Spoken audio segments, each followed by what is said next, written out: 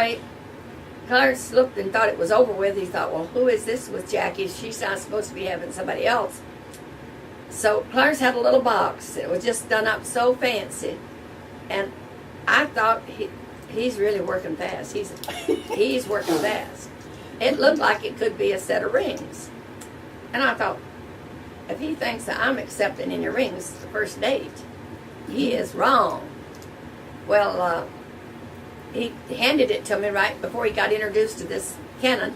And I said, Clarence, I can't accept this gift. I don't accept gifts from people that I don't know very well. I kept thinking it must be a set of rings. He just insisted that I open it. Well, when I opened it, it was a set of earrings instead, and a dress pin to match. It was his wings for being a paratrooper. And he wanted me to have a set. So I thanked him and I kept them.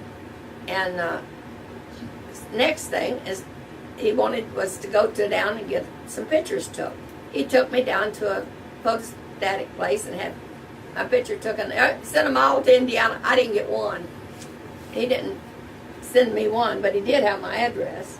He could have, he had asked for it, but he didn't get it. He didn't get me a picture. I got it 65 years later, or 60 years later, which was it? with Janice's help, she found one of the pictures.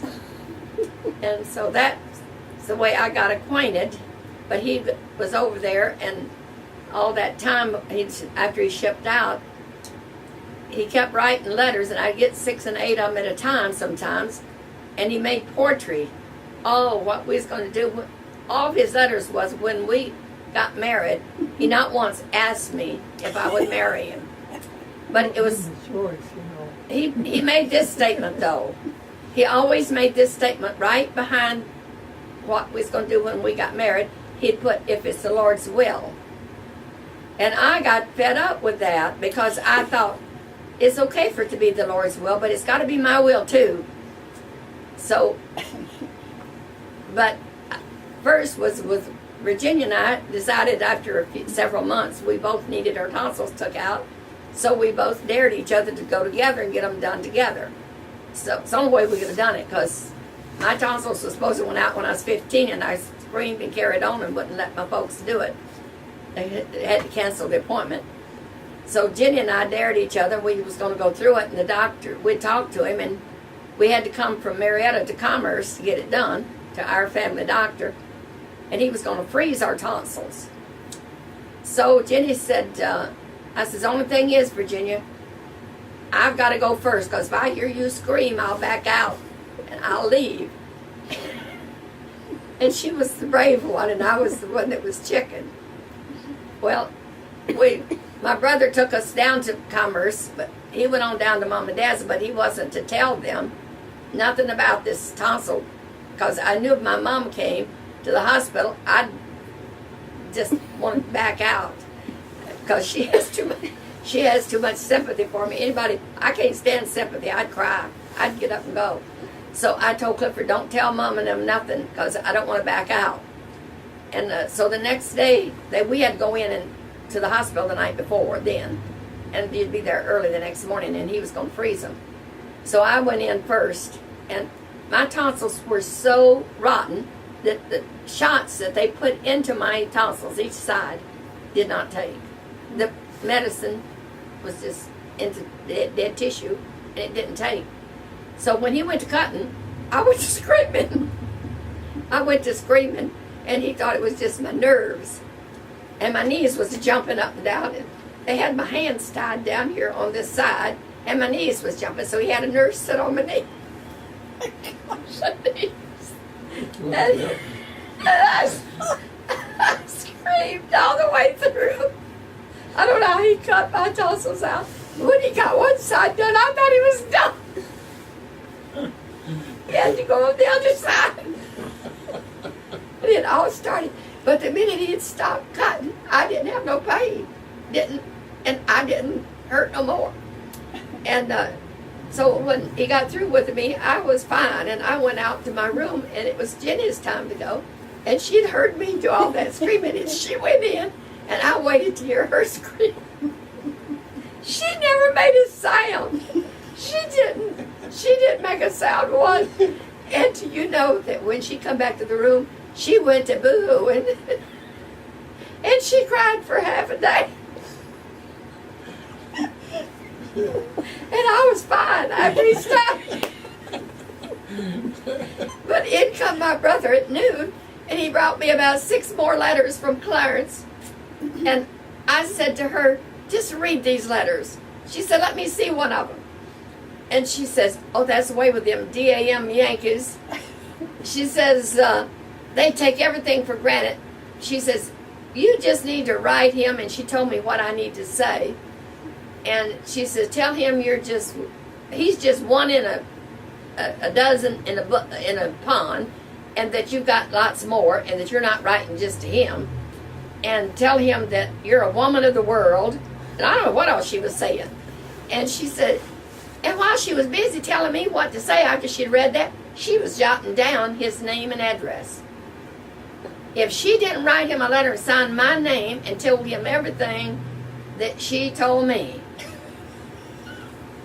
she told me what to say, and then she wrote it all down, repeated it in the letter, and wrote it to him. And this was just a little bit before he was shipping out. He gets a letter from me that I didn't write, and he said he sent me a letter in response to it, and all it was a very brief letter. It wasn't nothing like what previous letters was. He said, I'm so sorry to hear this about you. I had never pictured you to be that kind of a person. I'm so disappointed. It's broke my heart. And I thought, he'd heard this somewhere, and I couldn't figure out, well, how did he hear about me? Clear over there in Japan. How could he do it? And so I write him a letter, and I said, please explain your letter. I don't understand it. And what happened to my letter? Is that the one that got lost, that one? Or that is the one? I think that's probably the one I found. Or was that the second one? Anyway, you won't believe it. It was raining. He was getting ready to ship out back to the States because he re-enlisted for 18 months to come over because he was going to marry me. And I'd never been asked, and I never would have had agreed. So he was going to re-enlist, and he had to go back for 18 months. But when he got that letter, he found that letter that was lost. Somehow the people that was delivering it dropped it on the muddy streets. It was raining. And Clarence was racing through from the kitchen back to his barracks, and there was the letter on the ground, and he picked it up, and it was addressed to him, and it was from me. That would have been my second letter, because you got her letter. That's the one you got. Yeah. And that was my letter asking you the questions. And so I didn't get a response from that letter. And I thought, well, why didn't I get a response from that letter of what to explain me? So then I got to thinking about the address that he gave me of the Fort Wayne people on Elizabeth Street. I got to searching in my purses, and I found it. I still had it. It'd been about a year that he had been over there, and here it was, still in my purse, and I'd never seen it after that. So I just sat down and wrote them a letter. And I said, I've been writing to Clarence for a good while. Is it running out? Yep. I said, I've been writing to Clarence for a good while, and his letters has always come through, but I said, seems that something's wrong. I said, I wrote a letter, the second letter, I had to write the second letter before I wrote them, because that letter came back. It came back, address unknown. And that's when I wrote their letter. And I said, I can't hear from him. I wondered if there is something happened to him. If you folks know if Clarence is all right or not. Because I thought he could have got killed by these chaps, But it began to worry me. I thought before that I didn't care for him. But all of a sudden it began to feel different whenever it was him that wasn't answering me. And so I began to think, well, I do guess I got some feelings for him. But I don't know what happened. So finally, what do you think? I was working there, and by now the war was over. The war came over, and the minute it was over, the job just ended at the defense plant. So I went to Commerce and got a job at a telephone company because that's what I was trained at. was working there when I got this night letter from Clarence. Western Union night letter came and said, just want you to know I'm in the States. I got here the day before your letter did. Was so happy to see that you cared enough to write my folks. I'm coming to Georgia to see you, and we'll be getting married. And I thought, I don't think so. So I sent him back a night letter, and I said, please do not come. I am too busy working at the telephone board nights and helping out my home during the day because all of them are sick with the flu, and it's all I can handle. I can't handle any more right now. Do not come. He sent me back another night letter from that saying, so sorry to hear that you need help. I'm coming down to help you. You're good. And so I thought, well, now what'll I do? So I went to my mom. I was living there at this time, and I said, Mom, I'm in a dilemma. She said, what is it? I says, well, this soldier that I've been writing to, I said, he thinks he's going to marry me.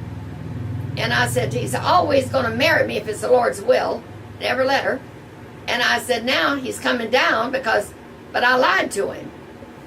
And she said, what do you mean you lied to him? I said, he wrote me one overnight letter saying that he was coming, and I sent him one telling him that he couldn't come, that all my people was sick, and I was working nights and days both, taking care of him, and he wants to come down and help out. Mama just laughed. She says, I've told you 1,000 times to not lie, and you always get caught in them, and you have to tell another lie to cover up that lie. And she says, this will teach you. And then she says, let me see one of his letters about this being the Lord's will. And I just handed her one. I thought, well, she might as well read it. So I handed it to her, and she looked at it, and she read it. She thought for a little bit. She says there's not many young people that cares about God's will anymore. There must be something to that guy. That's the way she said it. There must be something to him. Not many people cares about what God's will is. I said, Mom, he's going to have to care about my will too. It's going to have to be mine too. But later I decided it was God's will. So we married. He talked me into it when he come. But he did come. And the first thing he did, before he went in the house at my mom and dad's, he saw my dad at the wood pile, cutting wood up. And he went down there and he asked for a different axe, if he had another axe. And he sat there and chopped a big pile of wood for my dad. And that won his heart. He thought, well, that man's not lazy. That boy's not lazy. He's willing to work. And he knows how to cut wood. So when my mom went to him after we was going to just get married, without letting Mama know it, because she run off and eloped. And so I thought, well, I could do the same way. So whenever he kept insisting after he'd been there a week that I was wasting his whole month, we needed to get married now. And so we went and got married that evening and that afternoon. And Tootsie, my sister, and this Virginia was going to go with us. But I skipped one important part. When he came and showed up at the telephone office that morning, I was still at work. It was Saturday morning. And that morning, I was supposed to work till noon. It was, even though I'd worked the night before. And it had rained, and another lady couldn't go home. That was another night woman, and she was staying there. They had a day cot back there for her to lay on. So when she found out I had a guest out front, she's come quickly and says, Jack, if you want off, I'll take your shift and you can go. So she fixed it where I could go. And then when I met Clarence out there, I says, I want to know what this letter that you never answered is about, that you didn't know I was that kind of a person. Where did you get that kind of information on me that you had? What source of information have you got on me? And he says, it's from you. And I said, from me? He pulls this muddy envelope out of his pocket. He had it. And I looked at it, and I looked at my name down there on the bottom. I says, I never wrote this letter. And I says, You look at that handwriting and look at my other letters. See if you think that's the same handwriting. I says, it's close, but it's not mine. And I knew right away. Virginia said what she would do if she was me, that she had written those words, she signed my name. So I said to him, before we go to Dad and Mom's, she lived there back over there at her grandma's now. Since the war was over, she had no job. And she was just waiting on her man to come back from the Navy, and then she and him was going to get married. So it turns out that when she answered the door at her grandma's house, she said she was shocked. There was Clarence standing there. She said, I can't believe my eyes. I said, I don't think you could. I says, you thought it was over, didn't you, Fregetta Reed? She says, well, I said, tell Clarence who wrote this letter, Jenny. I said, just tell him. I says, I don't want him thinking I wrote that because I didn't. She says, well, I was just trying to help you out. She said, you was telling me how that all this, that he had never asked you to marry, but he was going to marry you. And I said, well, I said it had to be my will too. I said, I did say that. And I says, I know that what you said you was going to write, you did. And I says, I knew when I seen this, it had to be you. So Clarence, what I was, did he ask you to marry him then? yes, he did. He finally did. But it was almost ironic because my sister, I'm still undecided for quite a while, but that day I had to go up there the last day before we was getting married. I had to work a few hours that morning, but that same woman came and rescued me again. That she was still there because of the muddy roads down she lived. But I thought I was going to have to work, but my sister was going to go with him into the movie and kill the time while I was at work. And so I knew where they was going to be sitting because she told me where they'd be sitting and everything. And so I went down there and got a ticket and went in, and they weren't there. My sister and him wasn't there. So then I come right back out, and I went up the street to Myrtle's Cafe, and there they were, sitting there. That's where every young folks went. And she was sitting there with her big blue eyes and her big dimples, and she was sitting there just making smiles at him like she was interested in him. And he had brought these rings. He got Ruthie Williams. I can't wear it now because they cut it off. They cut it off when I had hand surgery because he couldn't get it over my knuckle. But anyway, Clarence took Ruth Barber, and she helped Clarence pick out these rings, and they fitted them to her. Of course, they had to be stretched for me, but Skinny fingers. yeah. So then it was comical that he had those rings with him when he came down, and he gave them to me, and I wouldn't put them on. I wouldn't tell the folks. I didn't. It had an engagement ring and a wedding band, but I didn't tell him. But at that moment that Tootsie had planned this, just sitting there talking, I thought she's trying to make time with him, and I'm the one that's going to marry him. So I just reached in my purse and pulled out my rings. I said, Tootsie, look what I've got. And Clarence knew then that I was accepting. But he had been pressing me every day. Every day he'd been pressing me to get married. So that evening we went, and my mama was in town, and she met us going down the street, and she wondered where we was going, and Clarence told her we was going to Jefferson. And I was holding his hand, and I squeezed his hand not to say no more. And but he went ahead and said it. He said, you want to go with us? But she didn't know. I thought she didn't know where we was going, but she knew when he said Jefferson, that's the county seat, and she knew that's what was going. She went back and told my dad. He was waiting on her to come get ready to go home. And my sister-in-law was sitting in the car waiting to go with them too, because she lived nearby. And she told me that my mother said to Dad, Charlie, I want you to go down to the bus station and get Jettery. Clarence and Jettery are down there, and they're getting a ticket to go over to Jefferson. They're going to get married. And she said my dad was standing outside the car, and he was peeling an apple, and he just kept peeling it. Mom said, Charlie, did you hear me? Go up the bus station and get Jettery. She's fixing to get married. And I don't think she should. She's never met none of his folks. She don't know that man. You better go get her.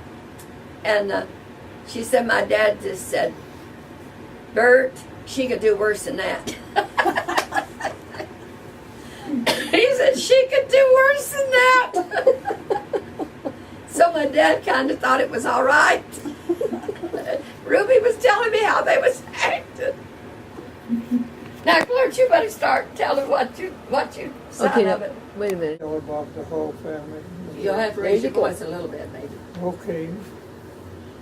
When Dad married Pearl, he had two boys, Chuck and I. And she had two girls and two boys.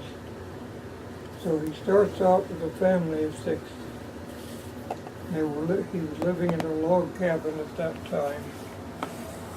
Before we left the log cabin, Janice was born, and there was 8 acres there. I remember us kids having to pick pickles. There was the 2 girls and Chuck and myself. I don't know whether Helen was old enough, but Ruth worked some out in the field there picking pickles. But he grew sweet corn and pickles that he hauled to Pierceton to sell. He farmed with an old crippled horse, 8 acres, called a horse Step and a Half. Kept him in an old shed there behind. But then when we left left the log cabin and went to South Whitley, they continued to have children, Norval, Dean, Darrell, and Hal. I helped to take care of these children whenever they went to the grocery store, or if they wanted to go with their friends uptown at the tavern in the evenings on the weekend. I had them all. I even had to change diapers on the boys when they was babies. They may be embarrassed to hear that, but I did anyway. But they'll not remember the care I gave them. But I took care of them, and I worked there in the canning factory in the fall. And then I worked after I got out of high school, I worked in the carotene. And I can remember Norval running down the street when Dad would get off work from the tomato factory. He'd go down the sidewalk hollering, "Dad, and Dad, and Dad," and he's a little fellow, just barely able to walk and run at the time. The other children, I don't remember them running to him like that, but I do remember taking care of all of them for a while. I don't think I want to go. Everybody knows their story from the time they was able, so I'm going to stop the story there. You entertained them. Yes, I entertained them with Telling telling stories. Janice can remember some of the stories I told, I think. I made up stories to entertain them. I'm going to stop here because I think that's enough. All of you know the story, what happened when you throw it up there and from there on. So I'm going to stop at that point. You going to stop the machine? Yeah, I remember when Dad would go, Okay. we would go up and down. All right, go ahead. After Clarence and I was married, he first thought he was going to go back over to Japan. That was what he had signed up to come home. He thought he had 18 more months. But they never sent him. But he come home and he come to Georgia where I lived, and he bought me a 39 Ford.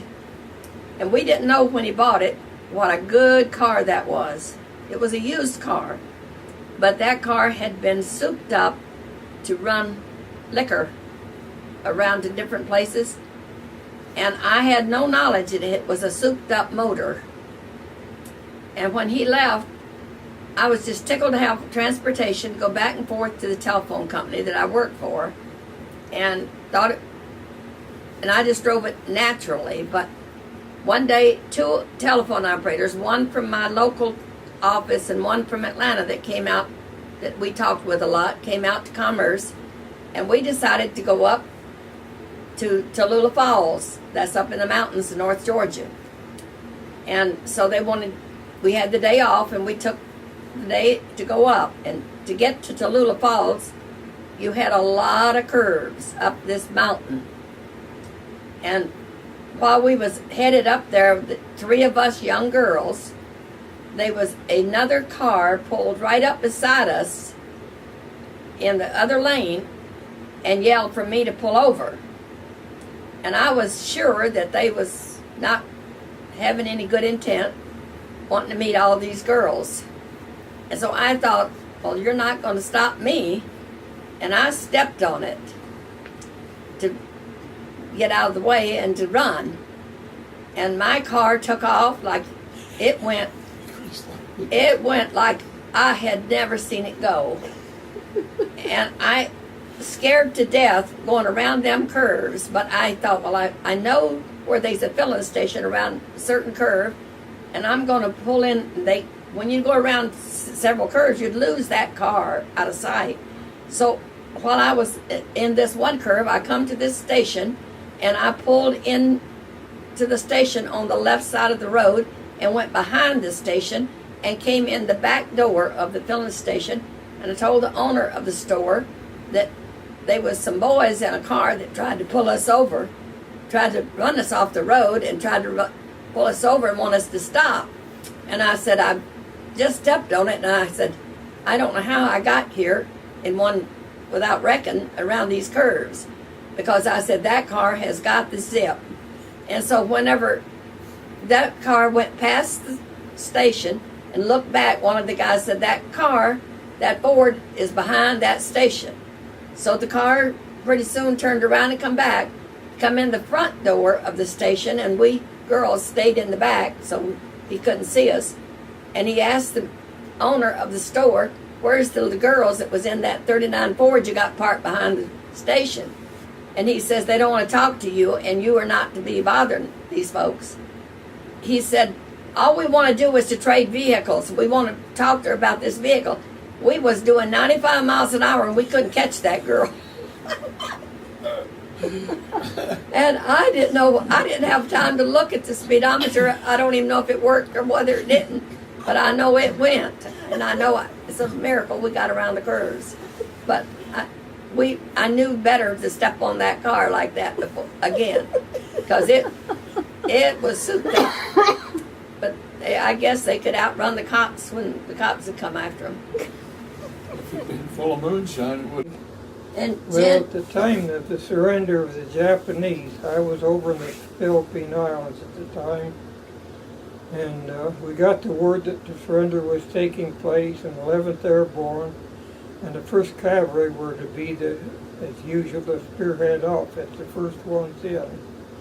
11th Airborne was being flown up, except for some of us had to stay behind to move the equipment up. I was picked for rear echelon for this 11th Airborne Signal Company, 11th Division Signal Company was called, and to help load the trucks and so on. As they left, Wyatt Ofter brought me over to the teletype that had normally run it, and he said, you're going to take over this, you're the only man can type, and you've had Signal Corps training. He says, you're in direct contact with MacArthur's headquarters while I'm going. He told me what to do to take care of it. Then he left, and I was naturally scared here. I never was really prepared for such an assignment, but I had it. And then they left.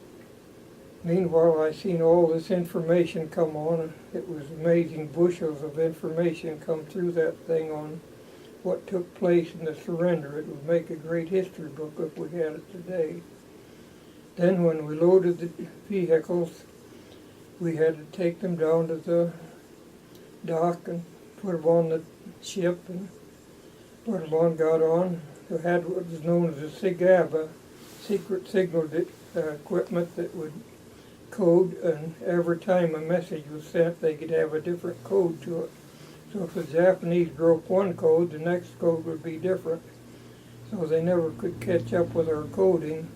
It also could decode the Japanese codes real quickly, give us an advantage in the war. But 3 other men and me had to sit on a truck on the top of the ship and guard this on the way up, with the idea that if the Japanese should betray us and attacked the ship that we was to throw this overboard. Anyway, this didn't happen. We went through a typhoon that some ships didn't make it through. But we had to stay on the deck of the ship with the water splashing over it all the way to Japan. And we sailed past Tokyo Bay. I seen more ships than I thought there would be in the world. Great big enormous guns on enormous sized ships. It stretched for miles as far as you could see with ships. But we went on then to Sendai, Japan, where we unloaded. And as we got off, I was expecting the Japanese to be very hostile. But actually, some Japanese women met us with literature that give us some clues as to Japanese words and American words where we could know what to say, like Ohio means good morning. I don't remember all the words that I learned at that time, so I did learn a little bit of Japanese. It was on this. But they were friendly instead of hostile. They were glad the war was over. So we were then stationed in a Japanese ammunition factory called Camp, it was named Camp Schimmelpfennig. And the wood in it was saturated with an explosive liquid that they made. And one fellow found out that it was dangerous to hammer a nail in. He hammered a nail in, a piece of wood exploded, so we were all informed not to hammer any nails or hammer on any of that wood. But that's where we were stationed before I come home. I'd never heard of that. Thought so. Okay. Probably the same time, I don't know. Well, this says 5 minutes. Let's see what we get. Go ahead and go. Well, after the war was over in Japan, my two brothers had been overseas in the war. One of them about 3 years and the other one about close to 4. They hadn't seen each other from the time that they'd either one been in the service. And the war was over now. One was in the 1st Cavalry and one was in the 11th Airborne. Those are key outfits over there.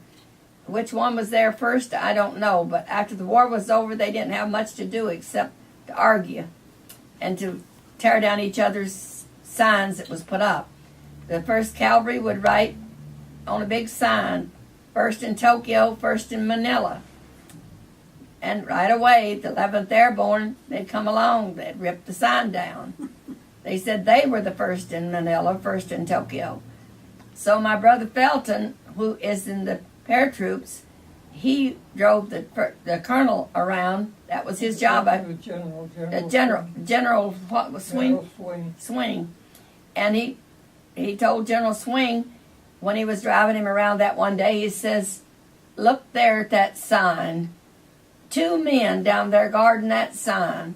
He says, "I don't care if they got 2 men guarding it, I'm going to tear it down." So he pulled the vehicle over and the general sat in the vehicle. Felton gets out and starts walking toward the sign, and right away the guards at the sign said halt. And my brother Buster was in the first Cavalry. He hollered halt the 3rd time, and when he did it the 3rd time, Felton caught his voice. Felton said, "That has to be Butch." He looked and it was Butch. And Felton tore out toward him, and Buster noticed Felton and recognized him, and he tore out and instead of them tearing down signs, they went to hugging each other, and General Swing took a camera out and took some pictures. So my folks received some pictures of the 2 boys meeting for the first time after the war was over. And it was all over the big sign that they was arguing over. But that was quite an article for the family. It got in the Commerce News afterwards, after we got the news. The general got him a 3-day pass. Gave him a 3-day pass. That's cool. That's really neat. Yeah, I thought it was. It's unusual that you would meet like that. Yeah. In a far off place like that. Well, Clarence had an experience that him and Chuck was over in the same location within a block of each other, and they didn't get to meet each other, but they sent each other a letter, and Chuck sent Clarence a letter saying where he was at and said, "Come over." if you can. And by that time, Seen the address I had on the letter. Well, he wrote back, "Hey, you're just a couple of blocks from me coming over." Now he could have come to me, but by the time I got the letter, the war had ended, and I was up in Japan, and he was somewhere out in the ocean. I don't know where. If he'd have come right away, we could have got together. But no, he wanted me to come. What is it, when you wrote a letter, did it have to all the way back to the States? No, And not come back? in a case like that. It didn't. Or just got routed right close to wherever you Since we were? was close, it would have been routed real quick there. but if he knew that was where Clarence was, why didn't he just go over a couple of blocks? Yeah, he should have, really. Oh, I think my battery's dead. Uh-oh. It said change the battery pack. But it wasn't dead when you started.